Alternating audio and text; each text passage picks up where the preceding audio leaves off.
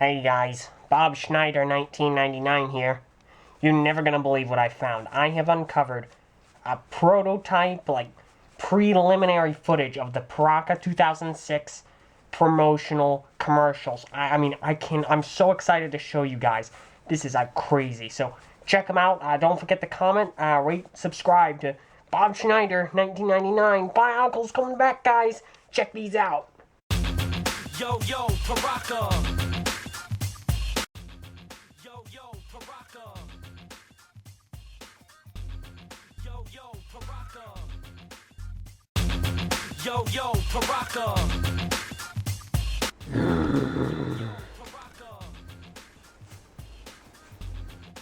Yo, Paraka. Alright, yeah, let's go. Yo, Paraka. Hey, see, a pot goes there, pot goes here, and nah! Yeah. It's perfect. Yeah.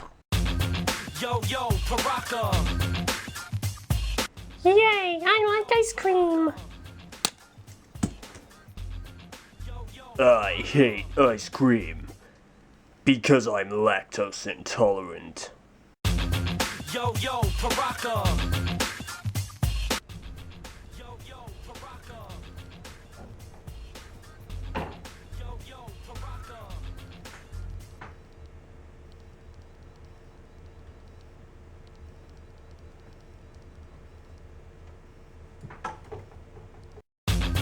Yo, Paraka. Oh, this is the life sitting on the couch. Wait, this ain't no couch.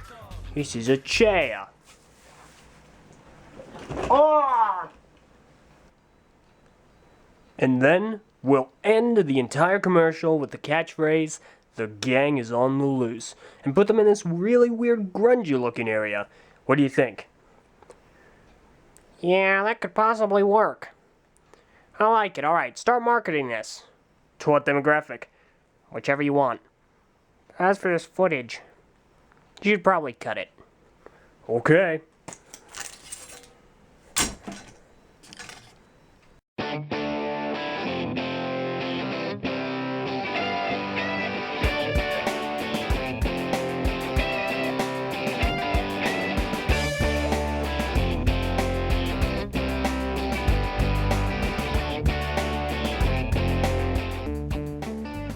Hello everyone, and welcome back to the recap review. You've all waited for it, and so have I, to be quite honest. We're here today to review the Piraka. Starting off with set number 8904, Avak, with a part count of 41.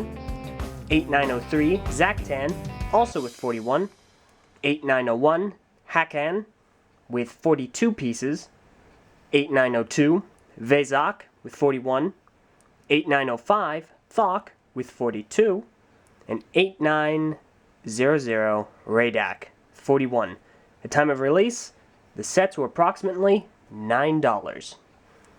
You know, it's really interesting as we continue and go along with these recap reviews, as we get further into the years. The price of canister sets has really risen, huh? What was it? Like $7 back when we were at the Mata? I digress. So as we can see here, the gang is on the loose. I'm pretty sure everyone has heard of Yo Piraka and the gang's on the loose and so on and so forth. I really don't know what the target audience for that was, but I wasn't a fan of it. But regardless, let's get into the pros and the cons. Starting off with the pros, we'll start on a high note and on a whatever note it ends on. Pros. Amazing amounts of articulation.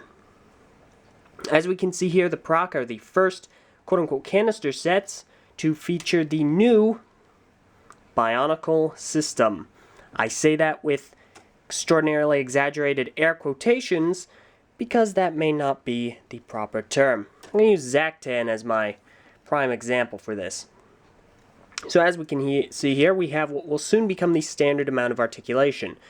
2, 4, 6, 8, 9, 10, right? That looks right. We're going to up it to 11. So as we can see here, ankles, knees, hips, hands, elbows, shoulders, and neck. So he has a crazy amount of articulation, which is really nice to see. Another pro to the Paraka are fairly consistent color schemes. As we can see, Zaktan, Paraka of Air, has a green, dark metro green, gold, and a new, to Bionicle, sand green. Hakan doesn't have any new colors. Avak has this kind of, Avak, however you pronounce it, this kind of sandish or brown, light tan, dark tan, I think that's it. We see sand blue return for Vezak. And the others, Radak doesn't have any new colors, but Thok has a kind of sandy, almost grayish white. So that is something to note. Definitely great for mockists. New colors are fantastic. So it's nice to see them. They all are very complementary, and they all really work for their color schemes and their characters. Now the pro would be a ton of new parts. The Paraka in total per Paraka have approximately 9 to 10 new pieces, consisting of the spines, the heads, the eyepiece, the weapons, the Zamor launcher base, the legs, the feet, and the shoulders. And the knees and the torso. Torso is going to be used a lot more often, so get used to it. So along with the articulation, proper color schemes, and the new parts, what are some other pros? Some may consider pro to be the functionality of the eyes. Now the Paraka have 3 primary functions, as long as you don't count articulation as a function. I'm looking at you, Mata. I'm going to bring Avak over here. So let's start off with functions. First one is the eyes. Press down on the back of the head and their eyes will light up. This is a pro some may consider due to an additional functionality, which increases its play value. Story-wise, the eyes glowing would represent the visions that they have. Now, not Vakama visions. I mean the types of eye beams that they have. For instance, I think Hakan has either laser vision or heat vision. It's one of the two. I cannot remember which. You guys are definitely going to remind me, so why do I bother? The other function would be their dual weapons. I'm going to go over these one by one. Avak has a pick and a jackhammer. The weapons will fold. Something to note with Avak here, his arm, his right arm, is the only one of the entire wave of Paraka to be reversed. As you can see, this is like this is like that. Now, you could consider this, going along with the whole, the Poe characters, the brown characters, always have something flipped upside down or reversed or whatnot. However, it's more likely due to his weapon, because if the other way around, you're just going to have this thing stabbing into his arm. And that's not very child-friendly, now is it? Granted, neither is this, but I digress. So, Avak has a jackhammer and this pick thing. Hakan has a claw and a lava blaster, lava launcher. Don't get on my case about it. Vezak has a saw and a harpoon. Radak has a drill and a saw. Thok, with the license to chill, only a few amount of people will get that reference, has an ice blaster and what seems to be some sort of blade. And finally, Zaktan having a claw and a 3-bladed scissor. Pretty sure this is the only weapon I've gotten the name right on throughout this entire review. Trust me, I'm really big on the story, I swear. So, those are definitely pros. Dual functionality, dual weapon functionality is always an added bonus because it adds to the playability of a set. The final pro, as far as functions go, would be the Zamor launches. Now, these are the year's launcher, when Bionicle starts introducing launcher after launcher after launcher each and every year. 2006 introduces the Zamor launcher. Now, each Piraka comes with 2 Zamor spheres. Now, in the story, these are filled with antidermis. These, when they hit a Matoran, will make them highly susceptible to suggestion. What you do here It is comprised of 1, 2, 3, 4 parts, not including the Zamor sphere. You take it, hold it like this, and press really hard, kind of hard, on the back here, and bam! They have some force. Ricocheted practically all around the room. So that is really cool. The blaster adds a lot of playability to the Piraka, so it's really great to see. Personally, I'm a fan of this launcher. I think it's really neat. So another pro would be their build. The build is not the most complex you're going to find, but it is very consistent, very cohesive, and it has a good look to it. So for, say, a child of 7 years old, 8 years old, so on and so forth, they're going to have an easy time building this, and have a lot of fun with it. Playability factor is very high. Another con would be their unique look. They almost look like Toa. You could pass them off as Toa if it wasn't for the feet and the large spines. The spines are incredibly unique, and one of the first few times, not counting the Krana, and not counting the Krata either, one of the first few times we've seen rubber, or whatever this material is, seen prominently featured in a Bionicle canister set. So it's very unique. They all have a very characteristic look. They're all clone sets, meaning you get one, you kind of sort of have them all. They're all built the exact same, but these spines add an incredible amount of character and personality to each and every single one of them.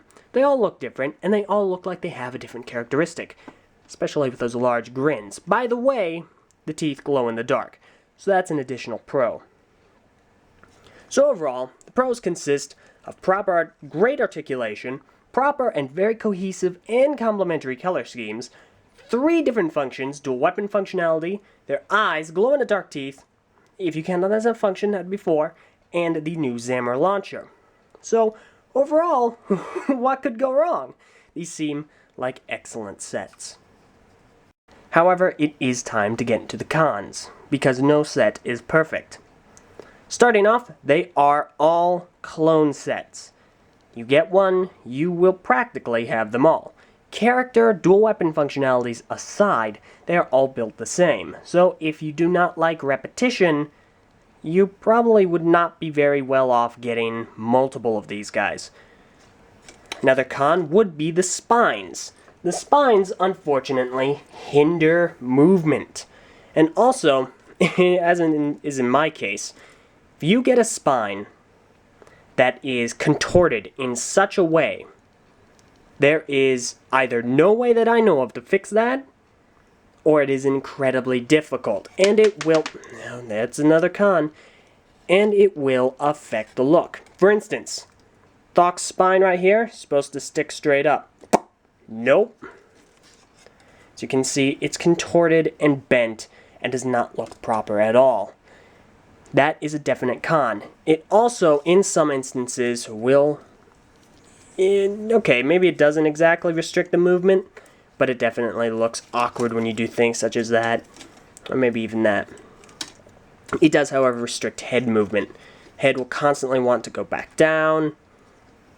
Putting it to the side is difficult, so that is a bit of a pain. Another con, as you could see, would be the Zamor launcher. Now, this is a twofold con. Some people may believe that the Zamor launcher is a con because it is a gimmick and detracts from a function like we've seen in the past 5 years. However, others may feel it's a con because the Zamor launcher is green and it detracts from the overall color scheme. Do I personally believe that? No. But some others may. Now, the reason that the threefold con is because it has no cover. So when you're playing with this, blam, blam, oh, darn. It falls out. There's no way, if you get this set out of the box, there's no way to keep the Zamor sphere in. Now, obviously, there are ways to keep it there. You can put things right there, cover it over. That's fine. We'll see methods that LEGO will use to keep the Zamor spheres in place. However, the Paraka do not come with any themselves. So, out of the box, that is a con. It will not stay in. Another con some that may find would be the teeth distracting from the color scheme. You can say this is a nitpick. I personally don't believe that. Teeth are teeth. We all have teeth. They're all white. They're mostly all white. But some may have that issue, not with Thok. However, then he has the red eyes. Also, red eyes. Some nitpicky people may not like that. Do I personally believe that? No. Another con? Oh yeah, the eyes. They are battery operated. Now, I'm not really sure what batteries they use. However, since they are battery operated, they will go out. There is a reason I brought Avak over, because Zactan's eyes no longer work. Not to mention, stay away from water. If you want to clean them and not take them apart, well, say au revoir, adios, goodbye, because they will get wet, they will get damaged, and unless you're really lucky, they will not work. Obviously, Zactans don't work. So that is a con. Another con, and this is specific to Avak. Unfortunately, this is the last brown Bionicle set. For some reason, I hear that sales were not very well for sets such as Pohatu Nuva, and such as Avak. So, as far as the 2001 to 2010 sets go, this is, to my knowledge, the final brown canister set, which is very unfortunate. It became a rare color after this. And I just realized, totally forgot, Pro to him, he introduces two new colors. The the dark tan, and then a Hershey brown. Wait a second, no, he never, scratch it out, what am I thinking? This is Anoa brown. Forget I ever said that. But anyway, that is a shame. But yeah. As it stands, though, the cons are merely a basic build, which is shared by all of them, the Zamor launcher, which does not have a cover for the Zamor, which is a shame because it will fall out. Others may find this to be a gimmick, which detracts from a possible function. Others may also feel distracted by the bright light green Zamor sphere, the white teeth, and the red eyes.